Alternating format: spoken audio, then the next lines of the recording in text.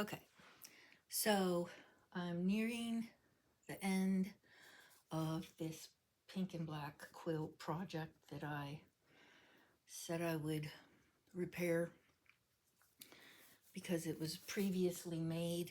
This is polyester in the center material, which I don't normally work with, but it's doable.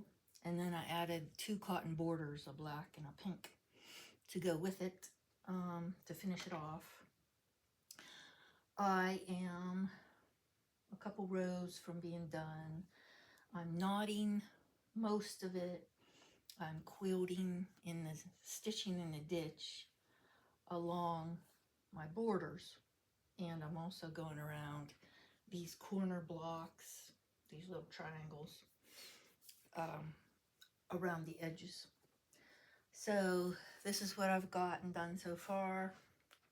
I have my scissors, I have my little glove if I need it. I have black thread and I also have pink thread because I'm doing pink on the edge of the borders. I'm doing black right here and right here, and when I go around these little triangles. I also have 2 colors of embroidery thread to knot it. One's like a pinky color to match this. That's the closest I could get to make it match. Then I have black. So I have these little skeins of embroidery thread. So that's how far I'm at. I also have my little leather thimble. So these are the things that I use to quilt with and knot with. I'm not sure if you can see this. I quilted around this little triangle. It does look puffier than the rest. I'm knotting. I'm doing pink. In the pink here, I did do black the whole way across in the center, but on the last row I did pink on the other end. I'm going to do pink on this end, just in these little pink squares, and then the black will go in the black squares. So that is where I'm at on this, and then once I'm done, I will take it out and put a binding on it. I have this color of cotton on the back. It's like a little floral print to kind of match the top piece. So, because I didn't want a plain black color, I wanted something print. I really wanted a flannel, but I couldn't find one that I liked.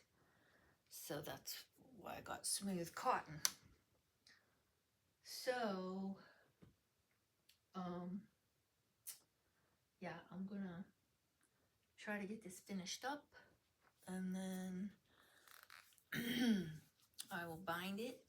I think I might use some of this for the binding because I have a good bit left. So that's what it looks like. It's kind of thin, but when you fold it in half,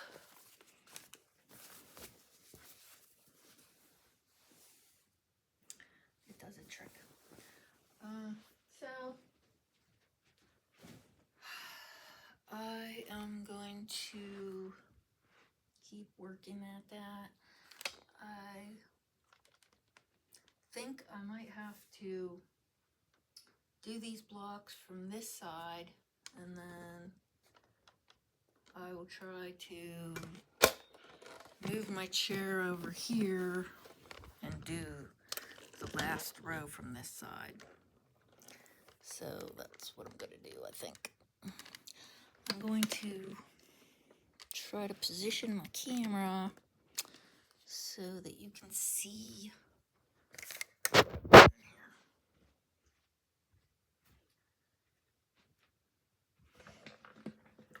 right.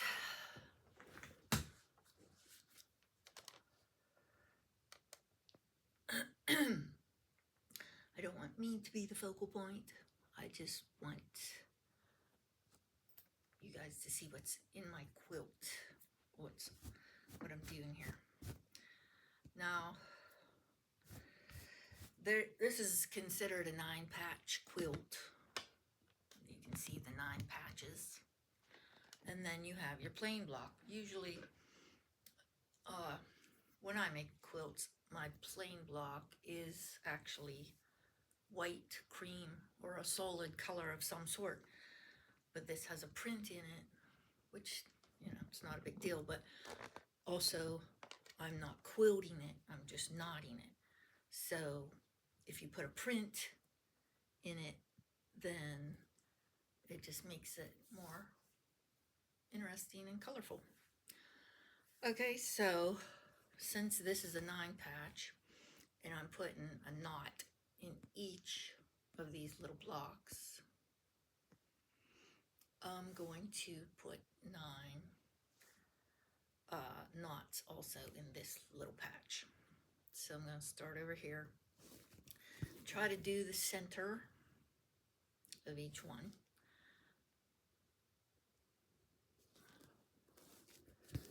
I haven't been measuring it because it's kind of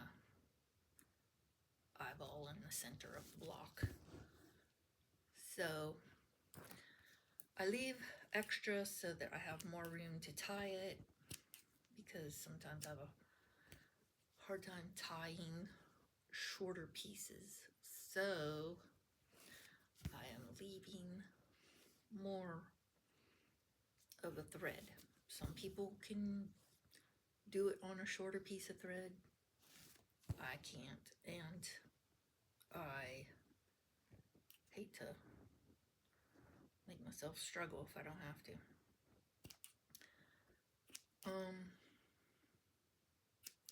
Also, when I tie them, which I'll show you here in a second, if they are uneven, I will clip the tops of them. So here I go. I go around a couple times, and then the last one I do once. So this is a little bit uneven, so I'm going to trim it and throw that away. And then I go on to the next one. And I tie it. I go a couple times around. And then the last one, I just pull it tight. These are uneven, so I'm going to trim them. It's very rare that I get them even once they're tied. So I usually do trim them a little bit.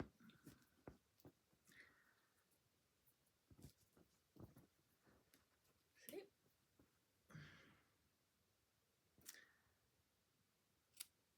All right. So I haven't heard a whole lot from what you guys are doing. You know, let me know what your projects are. Post a picture if you like on my page. I would like to see them.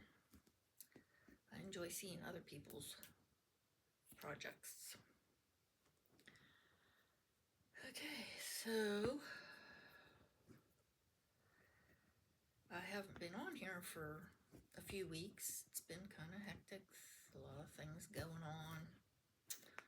So I've been missing it, making videos. So I wanted to get on here because I'm getting close to being done, and I wanted to show you how far I got on this project and how much I have left to do, how much, and when I'm ready to bind it, I can show you that. But knotting a quilt is fairly easy. It goes quicker than hand quilting, of course, every little block. So, if you don't have time to hand quilt a quilt, you can do half and half. quilt part of it and knot part of it. I do that quite a bit when I knot a quilt. I find that I still like to quilt some of it by hand. And I have done quilts that are just knotted, but I still like the looks of, you know, some hand quilting in it. But it's, you know, everybody's preference. You make the quilt your own, like I always say. So, here's the last little square of the 9 patch that I'm doing. You can use whatever colored threads that you like to go with the quilt. I could have made it stand out a little more and put the pink in these blocks, or even used white, because there's white in here. But I kind of wanted to stick with the pink and the black. And what was I going to say? Yeah, I mean, I guess I didn't use more pink because I was having a hard time finding the right color or shade. So I only had a few skeins of this, and I looked for more, and I couldn't find more of this shade. So I just decided I was gonna do mostly black because that's what I could find the most of. And plus, I don't like this one because it's not a twisted embroidery thread, where these are twisted and they are less likely, I have fuzz on it, less likely to unravel. So when I use this skein, since it's not a twisted skein, I will take and tie a knot in the end of it so that it doesn't want to unravel. So when I tie it, when I put it in here, both ends are going to be knotted like that so that it won't easily unravel. That's why I did not like this thread as much, and so I didn't want to use as much of it in the quilt, whereas this is twisted. It will also unravel with washings and wear and tear, but it's less likely to. So that's why I like it better. But to each his own.